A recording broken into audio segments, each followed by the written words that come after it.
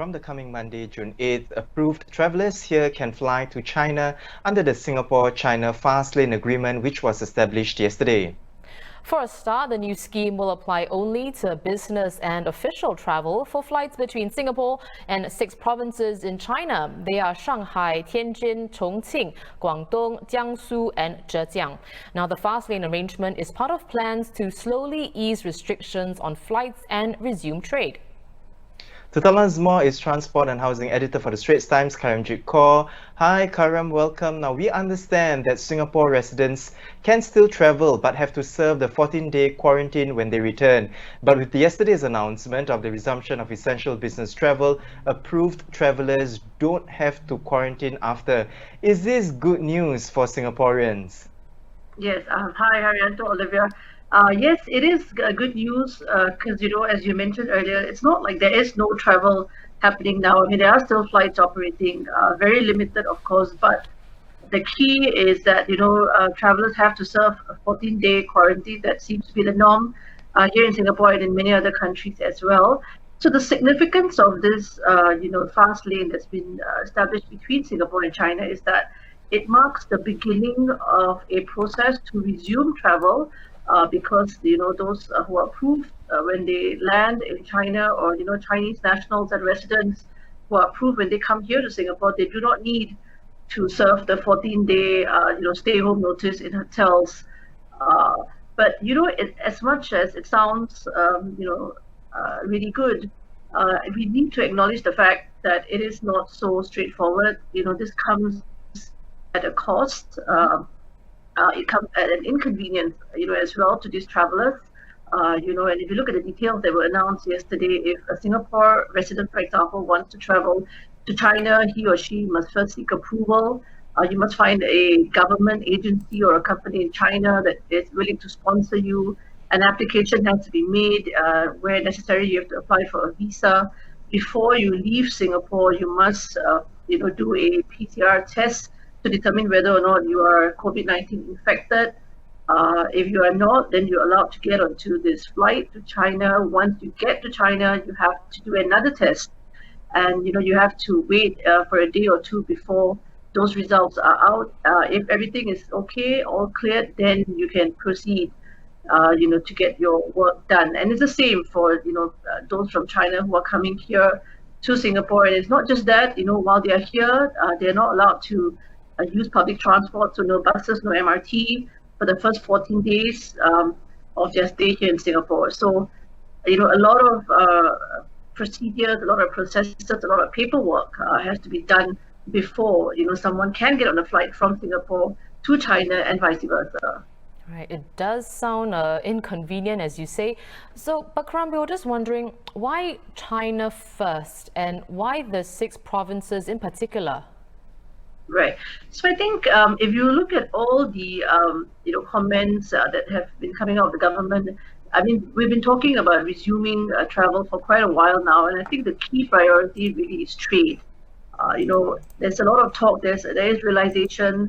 There is acknowledgement that we cannot remain closed for too long because that will have an impact on trade. Which is why Singapore, China, because China is such a key trading partner. We have huge investments in China. There are many Chinese companies that operate here in Singapore. We have many companies that operate in China. There's a lot of travel between Singapore and China. During pre-COVID days, there were more flights from Singapore to China than from any other country in the world. So there's the extent of relations that Singapore has with China, and so it really is no big surprise that when we've decided to do this, China is the country that Singapore has decided to start this scheme with. And Karam, Beijing isn't one of the 6 provinces as well. Why not? That's right. So again, I think that goes back to the point that it really isn't like it open for all sort of a situation here. So there remain restrictions. There are concerns that countries still have, and in China's case, they have been limiting travel to Beijing, even as they have allowed for flights to some of the other cities. We do, hear though that some of these restrictions are being eased. China is talking about allowing more foreign carriers to fly to more Chinese cities. So, Beijing may be next, as they seek to expand. The government did say yesterday that we are starting with the 6 regions, but there are plans to expand. So you never know. Beijing may, well be added to the list in the near future. Well, it's not just China, though. Singapore is in talks with Malaysia, South Korea and New Zealand to set up similar travel arrangements. What are some considerations to think about when establishing a fast lane, Karam? Trade links is one. I mentioned earlier that it's the key reason why China is the first country Singapore has decided to do this with. But apart from that, there are other considerations, other factors that need to be looked into. The first very important thing is that if Singapore is going to be entering into such agreements with other countries, we must first be assured that that country has managed to have a handle on its COVID-19 situation, whether in terms of number of cases or in terms of how they manage these cases. Do they have the systems and the measures and the protocols in place? Do they have the necessary contact tracing apps, for example? That is very important, because if I may just go back to the agreement between Singapore and China, one key element in that is that if a Singaporean is approved to travel to China, he or she is expected to download whatever contact tracing apps that is required by China. And it's the same here.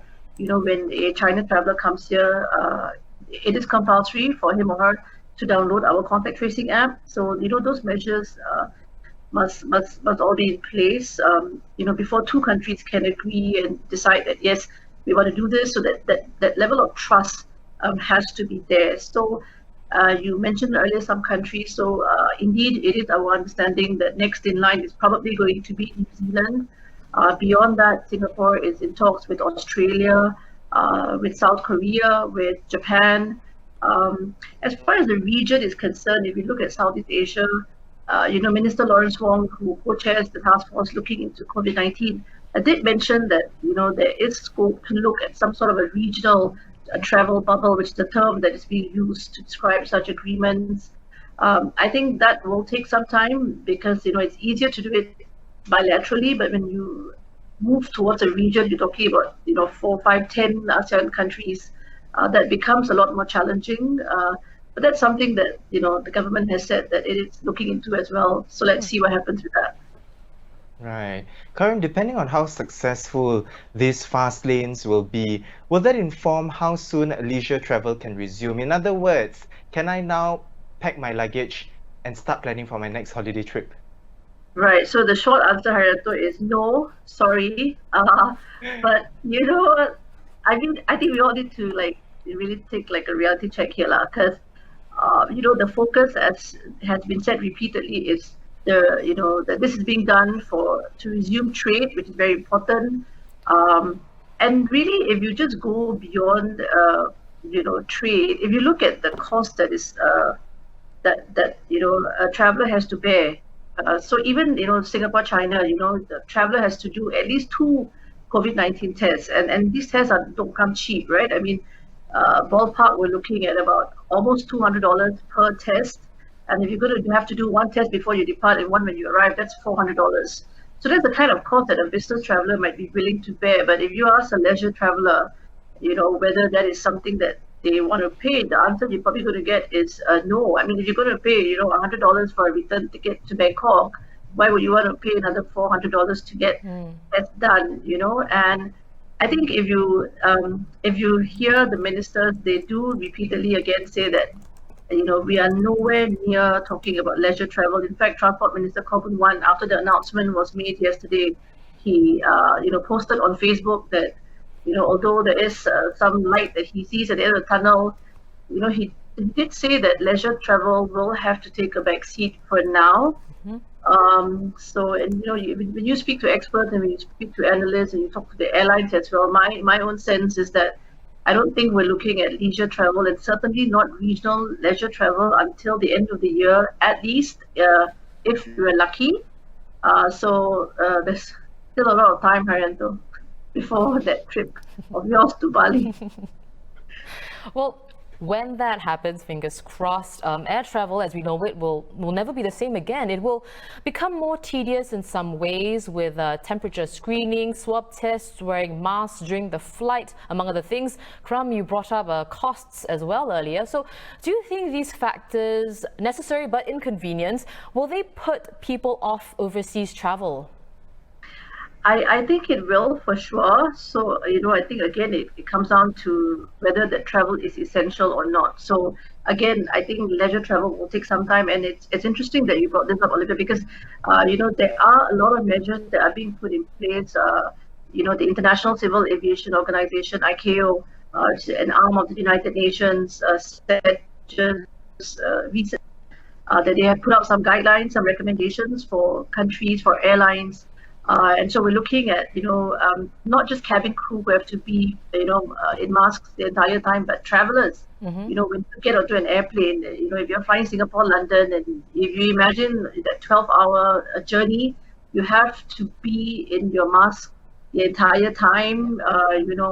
Very little contact between crew and, between passengers. You're not, you won't be allowed to, walk up and down unnecessarily. You're supposed to just keep to your seats. And even at the airport, you mentioned temperature screening, not just at one location, but probably more than that, 2, 3 locations perhaps.